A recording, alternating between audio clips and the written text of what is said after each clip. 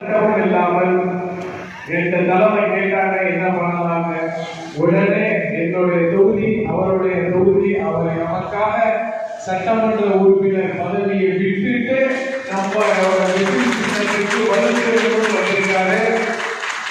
எந்த தயக்கமும் இல்லாம, எந்த அச்சமும் இல்லாம, எந்த சங்கடமும் இல்லாம என்னுடைய ஒரு தொகுதியை கொடுங்கன்னு சொல்லி முதல்ல கையெழுத்து போட்டது நான். அதனால மீடியால ஏதாவது தவறுதெல்லாம் சித்தரிக்காதீங்க, அதுக்கெல்லாம் அந்த வேலை இல்லை.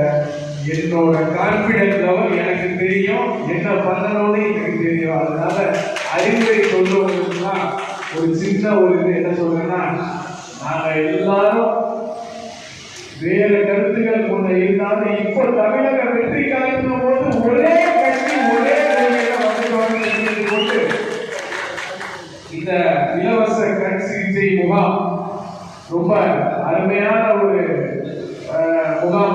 இதையெல்லாம் பயன்படுத்திக்கங்க. டாக்டர்ஸ் இருப்பாங்க, நிறைய பேருக்கு 40 வயசு 45 வயசு தாங்கிடுச்சுன்னா அந்த ஒரு வெள்ளை எழுத்து வரும், லென்ஸ் சம்பந்தமான ப்ராப்ளம் வரும். எல்லாமே நீங்க டாக்டர்ஸ் கேட்டு நல்லா பண்ணுங்க.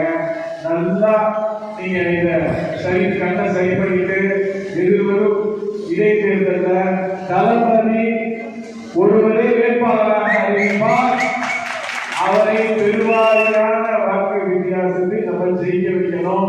நம்ம நிர்வாகிகளுக்கெல்லாம் இப்பவே ஒரு அன்பு வேண்டுகோளை தெரிவித்துக் கொண்டு, எதிர்வரும் உள்ளாட்சி தேர்தலாக இருக்கட்டும், நாடாளுமன்ற தேர்தலாக இருக்கட்டும், நம்மளுடைய தமிழக வெற்றி கழகத்தோடு இணைந்து புதிதாக வந்தவர்களை இணைந்து செயல்பட வேண்டும் என்று கூறி